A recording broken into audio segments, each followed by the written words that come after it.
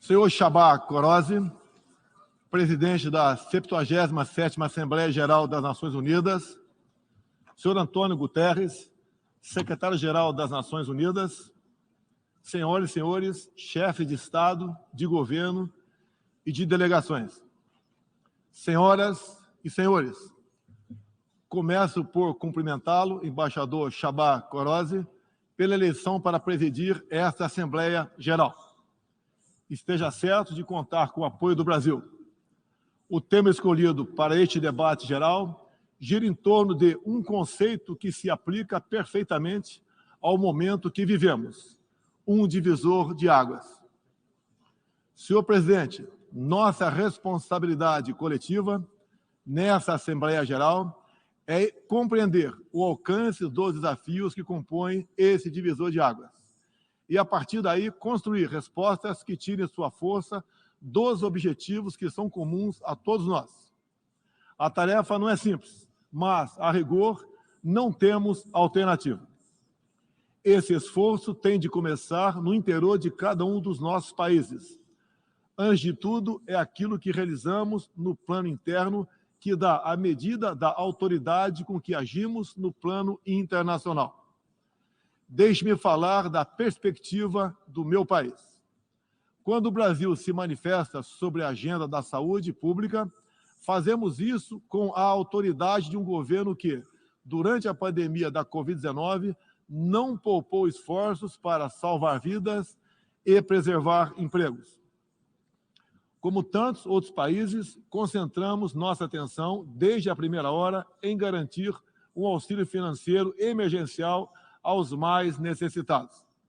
O nosso objetivo foi proteger a renda das famílias para que elas conseguissem enfrentar as dificuldades econômicas decorrentes da pandemia. Beneficiamos mais de 68 milhões de pessoas, o equivalente a 1/3 da nossa população. Em paralelo, lançamos um amplo programa de imunização, inclusive com produção doméstica de vacinas. Somos uma nação com 210 milhões de habitantes e já temos mais de 80% da população vacinada contra a Covid-19. Todos foram vacinados de forma voluntária, respeitando a liberdade individual de cada um. Da mesma forma, no terreno da economia, o Brasil traz a autoridade de um país que, em nome de um crescimento sustentável e inclusivo, vem implementando reformas para a atração de investimentos e melhorias das condições de vida de sua população. No meu governo, extirpamos a corrupção sistêmica que existia no país. Somente entre o período de 2003 e 2015, onde a esquerda presidiu o Brasil, o endividamento da Petrobras, por má gestão, loteamento político e em desvios, chegou à casa dos 170 bilhões de dólares. O responsável por isso foi condenado em 3 instâncias, por unanimidade. Delatores devolveram $1 bilhão e pagamos para a Bolsa Americana outro $1 bilhão por perdas de seus acionistas. Esse é o Brasil do passado. Aprimoramos os serviços públicos com redução de custos e investimentos em ciência e tecnologia. Hoje, por exemplo, o Brasil é o 7º país mais digitalizado do mundo. São 135 milhões de pessoas que acessam 4.900 serviços do meu governo. O Brasil foi pioneiro na implantação do 5G na América Latina. Levamos adiante uma abrangente pauta de privatizações e concessões, com ênfase na infraestrutura. Concluímos o projeto de transposição do Rio São Francisco, levando água para o Nordeste brasileiro. Adotamos novos marcos regulatórios, como o do saneamento básico, o das ferrovias e o do gás natural. Além disso, melhoramos o ambiente de negócios, com a Lei da Liberdade Econômica e a Lei de Startups. Como resultado, criamos oportunidades para o jovem empreender e ter empregos de qualidade. Coroando todo esse esforço de modernização da economia brasileira, estamos avançando a passos largos para o ingresso do Brasil como membro pleno da Organização para a Cooperação e Desenvolvimento Econômico, a OCDE. Apesar da crise mundial, o Brasil chega ao final de 22 com uma economia em plena recuperação. Temos emprego em alta e inflação em baixa. A economia voltou a crescer. A pobreza aumentou em todo o mundo sob o impacto da pandemia. No Brasil, ela já começou a cair de forma acentuada. Os números falam por si só. A estimativa é de que, no final de 22, 4% das famílias brasileiras estejam vivendo abaixo da linha da pobreza extrema. Em 2019, eram 5,1%. Isso representa uma queda de mais de 20%. O Auxílio Brasil, programa de renda mínima criado no meu governo durante a pandemia, que atende 20 milhões de famílias, faz pagamentos de quase $4 por dia às mesmas. O desemprego caiu 5 pontos percentuais, chegando a 9%, taxa que não se via há 7 anos. Reduzimos a inflação com estimativa de 6% no corrente ano. Tenho a satisfação de anunciar que tivemos deflação inédita no Brasil nos meses de julho e agosto. Desde junho, o preço da gasolina caiu mais de 30%. Hoje, um litro no Brasil custa cerca de 90 centavos de dólares. O preço da energia elétrica também teve uma queda de mais de 15%. Quero ressaltar que o custo da energia não caiu por causa de tabelamento de preços ou qualquer outro tipo de intervenção federal. Foi resultado de uma política de racionalização de impostos formulada e implementada com apoio do Congresso Nacional. Em 2021, o Brasil foi o quarto maior destino de investimentos estrangeiros direto no mundo. Nosso comércio exterior alcançou a marca histórica de 39% do PIB, mesmo diminuindo ou zerando impostos de milhares de produtos. No plano interno, também estamos batendo recordes em 3 áreas: arrecadação fiscal, lucro das empresas estatais e relação entre dívida pública e PIB. Aliás, em 21, tivemos superávit no resultado consolidado de contas públicas. O PIB brasileiro aumentou 1,2% no segundo semestre. A projeção de crescimento para 22 chega a 3%. Temos a tranquilidade de quem está no bom caminho, o caminho de uma prosperidade compartilhada entre os brasileiros e, mais além, compartilhada com nossos vizinhos e outros parceiros mundo afora. É isso que vemos, por exemplo, na produção de alimentos. Há 4 décadas, o Brasil importava alimentos. Hoje, somos um dos maiores exportadores mundiais. Isso só foi possível graças a pesados investimentos em ciência e inovação, com vistas à produtividade e à sustentabilidade. Faço aqui um tributo à pessoa de Alisson Paulinelli, candidato brasileiro ao Prêmio Nobel da Paz, por seu papel na expansão da fronteira agrícola brasileira com o uso de novas tecnologias. Este ano, o Brasil já começou a colheita da maior safra de grãos da nossa história. Estima-se pelo menos 270 milhões de toneladas. O Brasil também, em poucos anos, passará de importador a exportador de trigo. Para o período de 22 a 23, a previsão é que a produção total ultrapasse os 300 milhões de toneladas. Como afirmou a diretora-geral da Organização Mundial do Comércio, em recente visita que nos fez, se não fosse o agronegócio brasileiro, o planeta passaria fome, pois alimentamos mais de 1 bilhão de pessoas ao redor do mundo. O nosso agronegócio é orgulho nacional. Senhor presidente, quero lembrar que, também na área do desenvolvimento sustentável, o patrimônio de realizações do Brasil é fonte de credibilidade para a ação internacional do nosso país. Em matéria de meio ambiente e desenvolvimento sustentável, o Brasil é parte da solução e referência para o mundo. 2/3 de todo o território brasileiro permanece com vegetação nativa, que se encontra exatamente como estava quando o Brasil foi descoberto em 1500.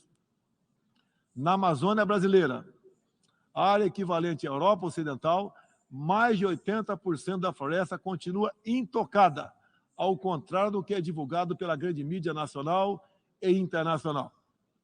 É fundamental que, ao cuidarmos do meio ambiente, não esqueçamos das pessoas. A região amazônica abriga mais de 20 milhões de habitantes, entre eles indígenas e ribeirinhos, cuja subsistência depende de algum aproveitamento econômico da floresta. Levamos internet a mais de 11 mil escolas rurais e a mais de 500 comunidades indígenas.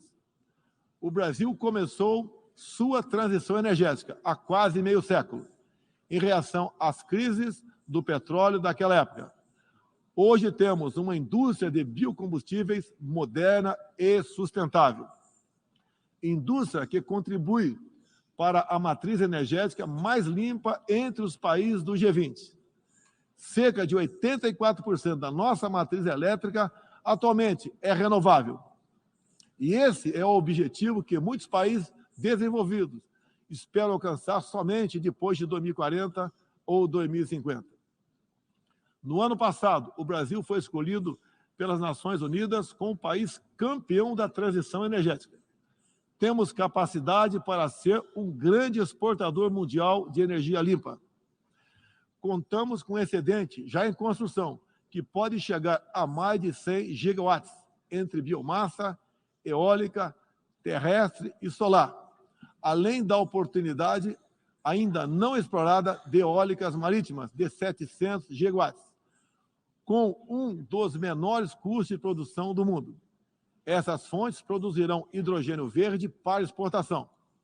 Parte dessa energia 100% limpa abre a possibilidade de sermos fornecedores de produtos industriais altamente competitivos, especialmente no Nordeste brasileiro, com uma das menores pegadas de carbono do mundo. A agenda do desenvolvimento sustentável é afetada de várias maneiras pelas ameaças à paz e à segurança internacional. Erguemos as Nações Unidas em meio aos escombros da Segunda Guerra Mundial. O que nos motivava naquele momento era a determinação de evitar que se repetisse o ciclo de destruição que marcou a primeira metade do século XX. Até certo ponto, podemos dizer que fomos bem-sucedidos. Mas hoje, o conflito na Ucrânia serve de alerta. Uma reforma da ONU é essencial para encontrarmos a paz mundial. No caso específico do Conselho de Segurança, após 25 anos de debates, está claro que precisamos buscar soluções inovadoras. O Brasil fala desse assunto com base em uma experiência que remonta aos primórdios da ONU. É pela 11ª vez que ocupamos assento não permanente no Conselho. Temos buscado dar o melhor de nós para a solução pacífica e negociada dos conflitos internacionais, sempre guiados pela Carta da ONU e pelo direito internacional. O Brasil também tem um longo histórico de participação em missões de paz da ONU. De Suez a Angola, do Haiti ao Líbano, sempre estivemos ao lado da manutenção da paz. Também contribuímos para a paz ao abrirmos nossas fronteiras para aqueles que buscam uma chance de reconstruir suas vidas em nosso país. Desde 2018, mais de 6 milhões de irmãos venezuelanos foram obrigados a deixar seu país. Muitos deles vieram para o Brasil. Nossa resposta a esse desafio foi a Operação Acolhida, que se tornou referência internacional. Já são mais de 350 mil venezuelanos que encontraram em território brasileiro assistência emergencial, proteção, documentação e a possibilidade de um recomeço. Todos têm acesso ao mercado de trabalho, a serviços públicos e a benefícios sociais. Nos últimos meses, chegam por dia ao Brasil a pé cerca de 600 venezuelanos, a grande maioria dos quais mulheres e crianças, pesando em média 15 quilos a menos do que tinham antes, fugindo da violência e da fome. A política brasileira de acolhimento humanitário vai além da Venezuela. Temos também recebido haitianos, sírios, afegãos e ucranianos. Senhor presidente, o conflito na Ucrânia já se estende por 7 meses e gera apreensão não apenas na Europa, mas em todo o mundo. Quero, em primeiro lugar, renovar o agradecimento do Brasil aos países que ajudaram na evacuação de brasileiros que se encontravam na Ucrânia quando começou o conflito. Refiro-me especialmente à Eslováquia, Hungria, Polônia, Romênia e República Tcheca. A operação foi exitosa. Não deixamos ninguém para trás, nem mesmo seus animais de estimação. Diante do conflito em si, o Brasil tem se pautado pelos princípios do direito internacional e da Carta da ONU. Princípios que estão consagrados também em nossa Constituição. Defendemos um cessar-fogo imediato, a proteção de civis e não combatentes, a preservação da infraestrutura crítica para assistência à população e a manutenção de todos os canais de diálogo entre as partes em conflito. Esses são os primeiros passos para alcançarmos uma solução que seja duradoura e sustentável. Temos trabalhado nessa direção. Nas Nações Unidas e em outros fóruns, temos tentado evitar o bloqueio dos canais de diálogo, causado pela polarização em torno do conflito. É nesse sentido que somos contra o isolamento diplomático e econômico. As consequências do conflito já se fazem sentir nos preços mundiais de alimentos, de combustíveis e de outros insumos. Esses impactos nos colocam a todos na contramão dos objetivos do desenvolvimento sustentável. Países que se apresentavam como líderes da economia de baixo carbono, agora passaram a usar fontes sujas de energia. Isso configura um grave retrocesso para o meio ambiente. Apoiamos todos os esforços para reduzir os impactos econômicos dessa crise, mas não acreditamos que o melhor caminho seja a adoção de sanções unilaterais e seletivas, contrárias ao direito internacional. Essas medidas têm prejudicado a retomada da economia e afetado os direitos humanos de populações vulneráveis, inclusive em países da própria Europa. A solução para o conflito da Ucrânia será alcançada somente pela negociação e pelo diálogo. Faço aqui um apelo às partes, bem como a toda a comunidade internacional. Não deixe escapar nenhuma oportunidade de pôr fim ao conflito e de garantir a paz. A estabilidade, a segurança e a prosperidade da humanidade correm sério risco se o conflito continuar. Senhor presidente, tenho sido um defensor incondicional da liberdade de expressão. Além disso, no meu governo, o Brasil tem trabalhado para trazer o direito à liberdade de religião para o centro da agenda internacional de direitos humanos. É essencial garantir que todos tenham o direito de professar e praticar livremente sua orientação religiosa, sem discriminação. Quero aqui anunciar que o Brasil abre suas portas para acolher os padres e freiras católicos que têm sofrido perseguição do regime ditatorial da Nicarágua. O Brasil repudia a perseguição religiosa em qualquer lugar do mundo. Outros valores fundamentais para a sociedade brasileira, com reflexo na pauta dos direitos humanos, são a defesa da família, do direito à vida desde a concepção, a legítima defesa e o repúdio à ideologia de gênero. Quero também destacar aqui a prioridade que temos atribuído à proteção das mulheres. Nosso esforço em sancionar mais de 70 normas legais sobre o tema desde o início do meu governo, em 2019, é prova cabal desse compromisso. Combatemos a violência contra as mulheres com todo rigor. Isso é parte da nossa prioridade mais ampla de garantir segurança pública a todos os brasileiros. Os resultados aparecem em nosso governo.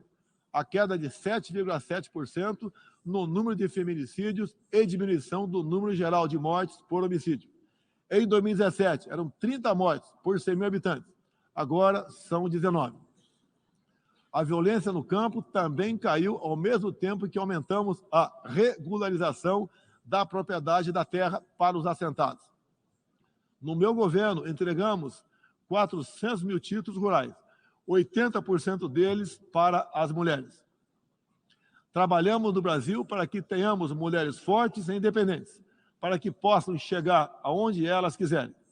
A primeira-dama, Michele Bolsonaro, trouxe novo significado ao trabalho de voluntariado desde 2019, com especial atenção aos portadores de deficiências e doenças raras.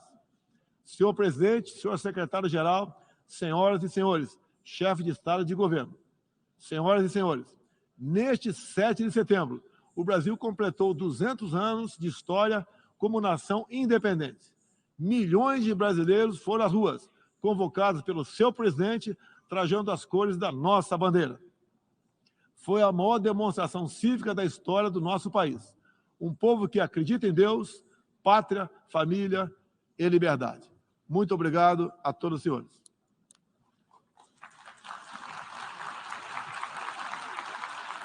Obrigado.